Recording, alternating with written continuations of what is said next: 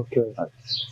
ఇప్పుడు చూసుకుంటే అసలు ఉన్నారు కాబట్టి ప్రతి రోజు రోజుకి జనాభా అనేది ప్రపంచంలో కానీ మన దేశంలో కానీ రోజు రోజు చాలా పెరిగిపోతుంది.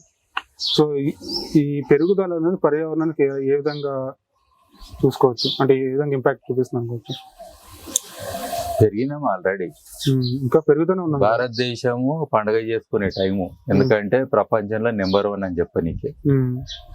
కానీ గుర్తుపెట్టుకోండి, నిజంగా ఆటల పోటీలలో పోతే మరి అన్ని మెడల్లు వస్తున్నాయా అంటే మనిషి అన్నోడు కనీసం గట్టిగా ఉండాలి, మనిషి అన్న వ్యక్తి కనీసం స్కిల్స్, నాలెడ్జ్, బ్రతికి ఇవన్నీ ఉండాలి.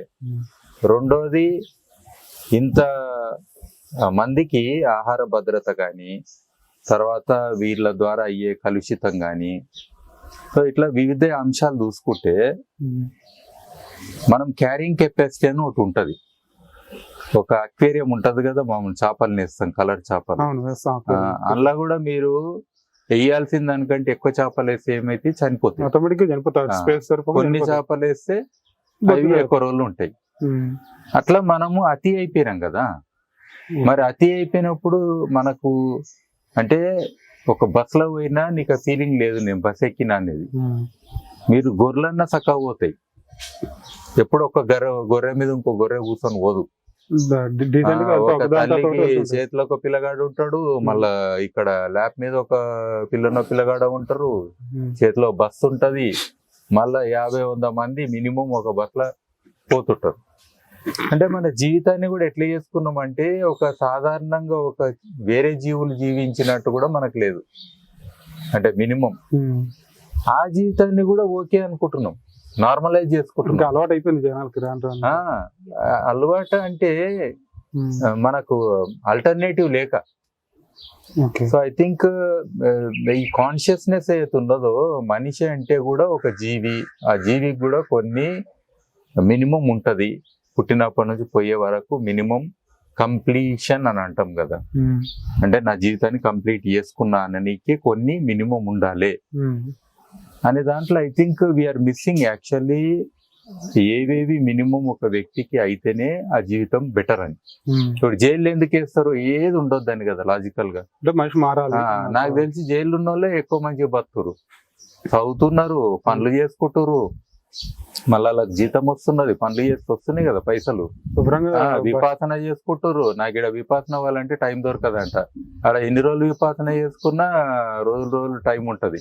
మెడిటేషన్ చేసుకోవచ్చు, యోగా చేసుకోవచ్చు, ఆటల పోటీలు చేసుకోవచ్చు, మంచిగా తిండి టైంకి దొరుకుతుంది. మళ్ళీ అంటే శిక్షణకు తేడా ఏమున్నది? ఇప్పుడు శిక్షణ అని మన స్కూల్ పిల్లలకు అంతము ఇంత సెక్యూరిటీస్ మనము పొద్దున ఫుడ్ పెట్టి, మధ్యాహ్నం ఫుడ్ పెట్టి, రాత్రి ఫుడ్ పెడతాం. వాళ్ళకు ఒక్క పూట ఇంత ఫుడ్ వేస్తాం. సో ఐ థింక్ ఏ తప్పు చేయనోడు కూడా ఎక్కువ సఫర్ అవుతుండని చెప్తుంది భూమి మీద. ఇది పరిస్థితి మనకు. సో సమ్వేర్ మనిషి అనే ఒకదానికి, మానవత్వము అనేదానికి, మానవ విలువలు అనేదానికి ఐ థింక్ ఈ డెఫినేషన్లు ఎవరు చెప్తలేరు. మనిషి అనే వాళ్ళకు స్పందించే గుణం ఏదైతే ఉంటుందో, సున్నితత్వం ఏదైతే ఉంటుందో, ఇవన్నీ కూడా చాలా ఆలోచించదగాల్సిన విషయాలు, దాన్ని పెంపొందించాల్సిన విషయాలు కూడా. మంచి సున్నితత్వం కూడా ఓడగొట్టుకుండు, ఏమన్నా కానీ నాకు సంబంధం లేదు, నాది కాదు, గవర్నమెంట్ చూసుకుంటుంది.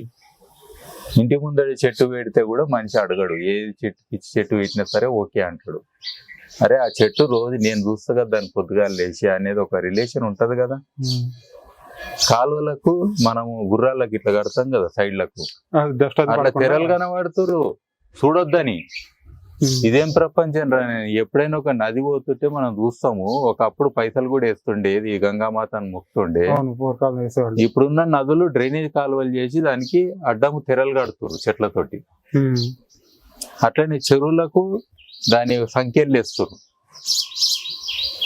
నెక్లెస్ రోడ్ అంటాం కదా, నెక్లెస్ అంటే హారం వేసినట్టు కాదు, దానికి యాక్చువల్ గా మొత్తం క్లోజ్ చేసేసి ఓ రోడ్ వేసి దాన్ని బంధిస్తున్నాం. ఎవరన్నా నీళ్ళలో కాలు పెడితే సూసైడ్ చేసుకోనికి అంటాం, నీళ్లను ఎంజాయ్ చేయనీకి అని అనం.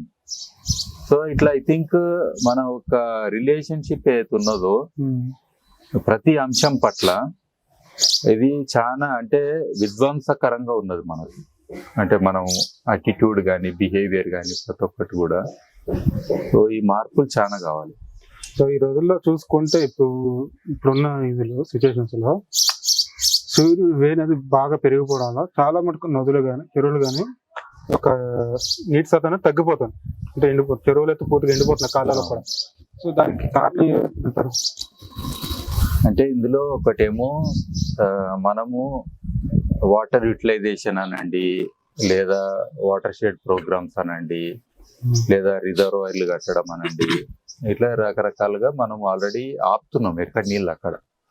సో ఆ నీళ్ళు ఒక నదిలోకి రావాలి, చెరువులకు రావాలంటే దానికి అన్ని అడ్డంకులు పెట్టినాం. ఒకప్పుడు ఏంటంటే రీఛార్జ్ కావాలనేది కాన్సెప్ట్. రెండోది ఏంటంటే యూటిలైజేషన్ కూడా పెరిగింది. అక్కడ బోర్లు వేయడము, ఆ నీళ్లు మొత్తం వాడడము అనేది కూడా పెరిగింది.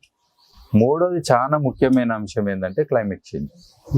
సో ఈ క్లైమేట్ చేంజ్ లో భాగంగా మనకు భూమి వేడెక్కింది కాబట్టి, టెంపరేచర్స్ పెరిగినాయి కాబట్టి, సో ఆటోమేటిక్ నీళ్లు ఆవిరి అనేది కూడా పెరుగుతున్నది. సో ఇట్లా మనకు దాదాపుగా ఇప్పుడు అంటే వాటర్ స్కేర్సిటీ అనండి, లేదా డ్రౌట్ కండిషన్స్ అనండి, సో ఇవన్నీ కూడా మనకు పెరుగుతున్నాయి. వర్షాలు ఎక్కువ పడ్డా కానీ సరిపోతలేవు. జనాలు కూడా పెరిగారు కదా, పర్ క్యాపిటల్ అంటాం నీళ్లు. మీకు ఒకటే ట్యాంక్ ఉన్నది, అన్నే నీళ్లు ఉన్నా సరే గానీ జనాలు ఎక్కువ పెరిగినప్పుడు ఏమైతుంది? ఆటోమేటిక్ గా మనకి ఇప్పుడు ఒక హాస్టల్లో ఉన్నారు, హాస్టల్లో జనాలను పెంచేసారు. ఇంతకుముందు తక్కువ మంది ఉండే, కానీ వాటర్ ట్యాంక్ కెపాసిటీ పెంచలేదు. ప్రకృతిలో సడన్ గా ఇప్పుడు